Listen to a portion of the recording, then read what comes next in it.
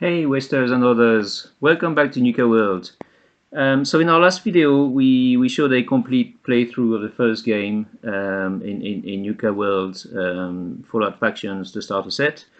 Today we're going to go into more specific detail about some of the actions and how to calculate harm, injuries, and understand incapacitation.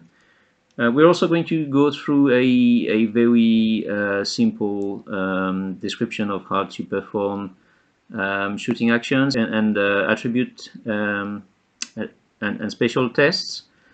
I'm going to introduce our two guinea pigs for today. So we're going to have these covers from the operators. She's equipped with a combat rifle. And the other main guinea pig for today is going to be this waster from the pack. So we're going to go through a few practical examples. First of all, shooting and trying to understand how shooting results in hits or damage. And then we'll see how that damage is being converted into harm, injuries, and possible incapacitation of the target model. So let's start with a very simple example. The scaver from the operators is going to shoot the waster from the pack. So this is a 4 perception test. She is equipped with a combat rifle. So we're going to take our 4 normal dice, because this is a 4 perception test, so 4 is the number of dice we're going to use, and we're going to replace 2 of those dice with lucky dice, because the scaver from the operator has got a luck of 2. So that constitutes our dice pool for this test. Okay, we're going to roll those dice. Okay. Right. So, because the scaver from the operators has got a perception of 4, we're only going to hit on anything below a 4 or equal to a 4. So this is a dud, this 7 is also a dud, so is this 1, and this 3 is a hit. Now a hit is going to be 1 damage on the waster from the pack, and to understand how that's being converted into harm or injuries or incapacitation, we need to look at the table that I'm going to show on the screen. This is an extract from the rule book, and it's going to be the main tool to understand how we're going to convert those hits that we see on the dice into harm, injuries, or incapacitation. Now on the table we can see that if the number of hits is under the target model's endurance, so in this case the waster from the pack, then the hits convert into 1 harm. And obviously the waster from the pack has got more than 1 endurance. He's got 3 endurance. So the 1 hit is obviously lower than the 3 endurance, and therefore this attack, although successful, is only going to result into 1 harm, which we're going to indicate on the board with this token. Now let's imagine for a minute that the operator had rolled this instead of the first roll we've seen. Okay, so these 2 dice would still be dud. This one would be considered a hit. This one is considered a hit, and because it's a lucky dice, on a hit we re-roll the dice. So the dice is re-rolled, and in this case the operator has rolled an 8, which is a dud. So the result of this action is 2 hits or 2 damage. Now again, we compare those 2 hits with the endurance from the waster from the pack, and obviously 2 is lower than 3. Therefore, again, this attack, although there's one more hit, still results in only 1 harm. And that's the key thing to understand, really.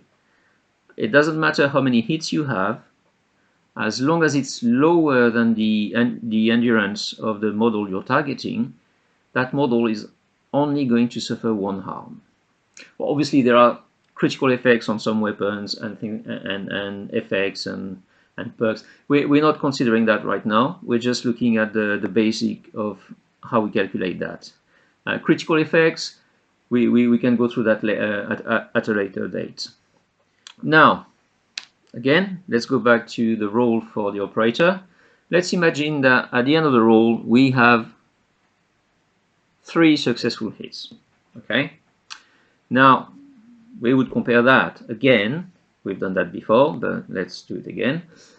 We'll compare that again to the endurance of the waster from the pack, and the endurance of the waster from the pack is 3. Now, obviously, 3 is equal to 3. That's the magic of numbers.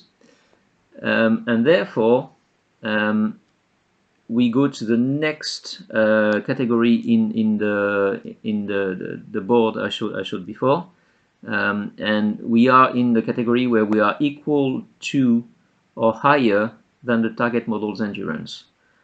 The next stage being when you get to twice the target model's endurance, but that's going to be remarkably difficult to achieve. So let's just look at this example where we equal to or greater to the target model's endurance. So in this case, the result of the attack would be 1 harm and 1 injury, or 1 injury and 1 harm, because it's going to make more sense if we put it this way. When we calculate that, obviously grunts, all grunts only have 1 injury they can take before they're incapacitated. So as soon as we finish the roll, we go through the table. The table tells us that this model takes 1 injury and 1 harm, and immediately, obviously, this results in the incapacitation of this model. Now, if we had a slightly tankier model, a champion, here comes guinea pig number 3, who has forgotten to go to the paint shop. This model is a champion, and he has 2 health, which means he can take 2 injuries. So with the same roll, with the 3, okay, that model has got an endurance of 4. So if we had, for example, the same roll with 3 hits, again, because that model's endurance is 4, that model would only take 1 harm. Okay. Now, on the other hand, if the operator had rolled a little bit better and we had 4 hits, now that is equal, obviously, to the target model's endurance, which is 4, and that would result in 1 injury and 1 harm. Now, the injury we would mark on the roster sheet. And because that model has got 2 health, that model can live on 1 injury. However, as soon as the damage adds up to 2 injuries, then that model would be incapacitated. So, for example, right now that model has got 1 injury and 1 harm. If, for whatever reason, the operator continued to take shooting actions against this model, and, for example, always had only 3 hits, for example. Let's go for 3 hits. That's going to be a good example. So let's just say we kept on having 3 hits. Then, for the next shooting action, this model would then, because 3 hits is less than the 4 endurance of this model, this shooting action would turn into 1 harm. So now the target model from the pack would have 1 injury and 2 harm. Now let's imagine that the operator is performing yet another shooting action in another turn, probably. It doesn't really matter. Again, let's say there's only 3 hits. Then that model again would take 1 harm, and we would switch the little token and go for the one that says 3. And that model is now at 1 injury and 3 harm. Now on the next successful hit that this model takes, again, let's say for example the operator shot again at this model and got 2 hits. Now 2 hits is less than the 4 model's endurance, so it takes 1 harm. However, practically all the models in the game, apart from super mutants, and obviously if new factions get introduced into Nuka-World, then that might change again. But all models aside from super mutants can only have 3 harms and be alive. So when that model takes this next shooting action, that would flip to 4. However, that model cannot have 4 harm. So the 3 harm turning into 4 would effectively turn into an injury. And because that model has got 2 health, an injury, a second injury, immediately takes this model out of the board because this model is incapacitated. And we're going to record that this model has been incapacitated. Okay? So in all those examples, by the way, we did not apply the bonus die for being wide open, which clearly the models were. Now, let's do another example where we have a character with the top dog with a flamer from the pack shooting at the operator, with the waster providing supporting fire. Now in this case we would have 4 dice for the flamer, we would have 1 dice for being wide open, and 1 dice for supporting fire. Okay. Now, obviously, yes, we did not use support, the bonus die for wide open before, but just for this test, for the sake of being able to get to twice a character's endurance, we're going to show that. So the top dog has got a luck of 2, so we would replace 2 of those dice with lucky dice. Now, obviously, I'm not going to roll because I'm very unlikely to roll just hits. But let's imagine for a second, and this is a 4 strength test, and the top dog has got a strength of 5. So we need to hit on the 5. So let's imagine for a second that we roll something like that. I'm not going to try to roll it for real because that would probably take the whole day. So that would be 6 hits, which we would record, and then we would re-roll 2 dice for the successful hit dice. So let's imagine again, because it's not going to happen if I try to roll it. Let's imagine that we've got hits again, right? So that is 8 hits or 8 damage on the operator. Now the operator, the scaver from the operator has got an endurance of 4.